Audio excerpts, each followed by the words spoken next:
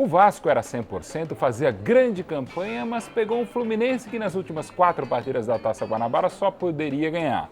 Ganhou as 2 da fase de grupos e foi para a semifinal, venceu o Botafogo só nos pênaltis, mas merecia já nos 90 minutos ter feito a diferença e na grande decisão de domingo no Engenhão fez uma das melhores partidas em muito tempo da equipe do Fluminense, que não vencia um clássico desde novembro de 2010 na campanha campeã brasileira e que não ganhava a Taça Guanabara desde 93. Dessa vez, pelo que fez na reta de chegada, o time do Abelão mereceu amplamente o resultado contra o Vasco, que segue muito bem. Então, se toda aquela pressão sobre o Abel era absurda, qualquer pressão a partir de agora sobre o Cristóvão Borges é a mesma história. Vasco e Fluminense estão num ótimo caminho. Se título turno de qualquer estadual não vale muita coisa, a festa tricolor, até pelo tempo que acontecia e pela maneira como foi conquistada diante de uma equipe que vinha a 100%, não dá para dizer que tenha sido exagero.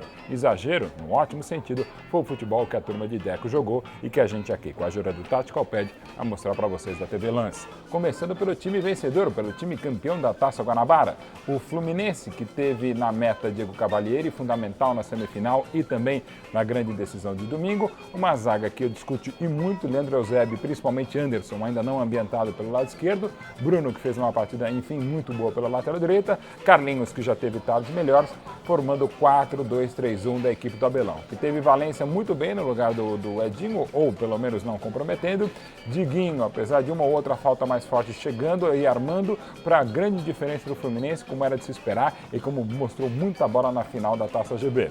Thiago Neves, aqui à esquerda para cima do xará Thiago Feltri, né? E até um querido colega Pedro Venâncio do Trivela colocou muito bem. Se Thiago Feltri é uma má opção para lateral, o Vasco está acertando Pará, ou errando com Pará, que é uma má opção para as duas laterais. Mas isso deixando a cornetagem de parte, o Fluminense mostrou o seu talento. Com o Thiago Neves, sempre decisivo, com o Wellington nem cada vez melhor, sofreu o pênalti, ele cava muitas faltas, às vezes exagera nas quedas, mas o pênalti do Fagner do primeiro gol aconteceu, foi muito bem o Wellington nem, e melhor ainda, Deco, fundamental, fez um golaço. O Praz estava desatento, mas convenhamos, não era de se esperar a maneira como pegou na bola e bateu o excelente Deco, fundamental na grande vitória tricolor, como também foi o Fred que bateu o primeiro pênalti e logo no início da segunda etapa praticamente definiu a decisão fazendo gol. Contra o Vasco, que se não foi 100% e não fez uma grande atuação, ainda assim mandou 2 bolas na trave do Diego Cavalieri, que reviveu a leiteria do grande Castilho dos anos 50 e 60 e que foi muito bem o Cavalieri. Como o Vasco, de um modo geral, não foi mal não.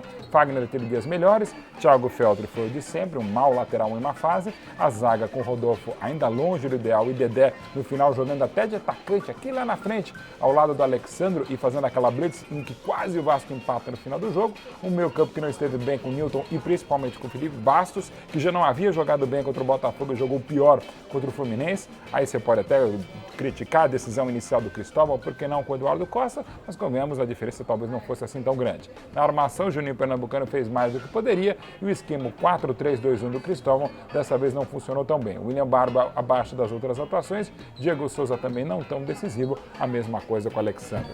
Mas o caminho do Vasco ainda é muito bom. A excelente campanha dessa primeira fase, essa campanha 100% até a decisão da Taça Guanabara, não pode ser esquecida, assim como o ótimo trabalho do Cristóvão. E o Fluminense era só uma questão de tempo e de ajuste. Do meio para frente, e pelo banco que tem a equipe tricolor, é time para sonhar com todos os títulos possíveis. Mas desde que, claro, o Abelão tenha paciência, tenha trabalho e principalmente tenha também melhores opções técnicas para escalar na sua zaga ainda discutível. Diferentemente da conquista sensacional da arrancada tricolor emocionante, mais uma do time de guerreiros.